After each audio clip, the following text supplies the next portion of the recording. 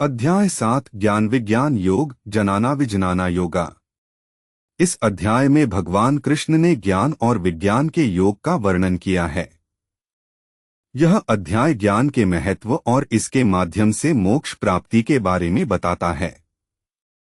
श्लोक 1 से 3 ज्ञान के महत्व पर प्रकाश।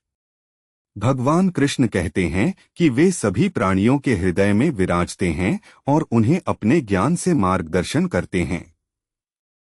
वे कहते हैं कि केवल कुछ ही लोग उनके वास्तविक स्वरूप को जान पाते हैं। ज्ञान के बिना मनुष्य अंधेरे में भटकता रहता है। श्लोक 4 से 7 प्रकृति और पुरुषोत्तम का संबंध। भगवान कृष्ण प्रकृति और पुरुषोत्तम के बीच के संबंध का वर्णन करते हैं।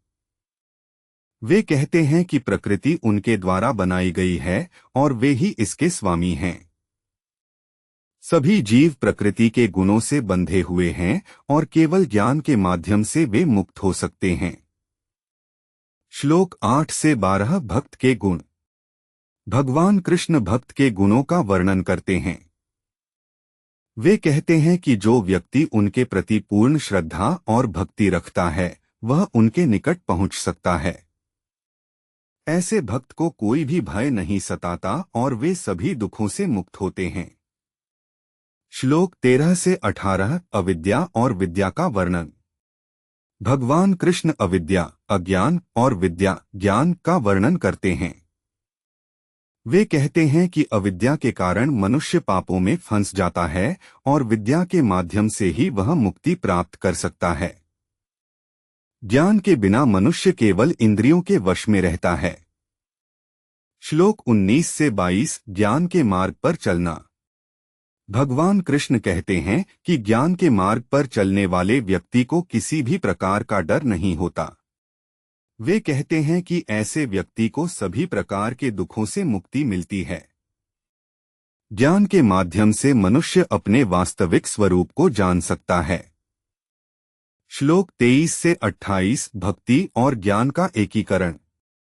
भगवान कृष्ण भक्ति और ज्ञान के एकीकरण का वर्णन करते हैं।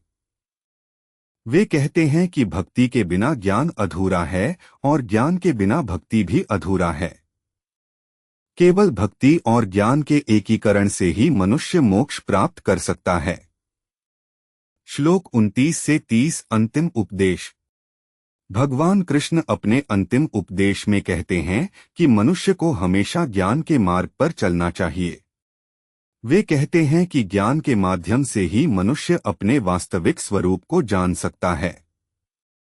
अंत में वे कहते हैं कि जो व्यक्ति उनके उपदेशों को मानता है वह सभी दुखों से मुक्त हो जाता है। ज्ञान के माध्यम से जीवन में सुधार।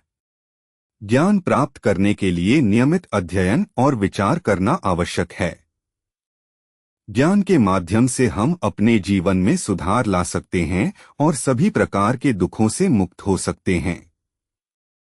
ज्ञान के माध्यम से हम अपने वास्तविक स्वरूप को जान सकते हैं और अपने जीवन का उद्देश्य पा सकते हैं। भक्ति और ज्ञान का एकीकरण। भक्ति और ज्ञान के एकीकरण से हम अपने जीवन में शांति और समृद्धि प्राप्त कर सकते हैं। भक्ति के माध्यम से हम भगवान के निकट पहुंच सकते हैं और ज्ञान के माध्यम से हम अपने वास्तविक स्वरूप को जान सकते हैं। भक्ति और ज्ञान के एकीकरण से हम अपने जीवन का उद्देश्य पा सकते हैं और सभी प्रकार के दुखों से मुक्त हो सकते हैं।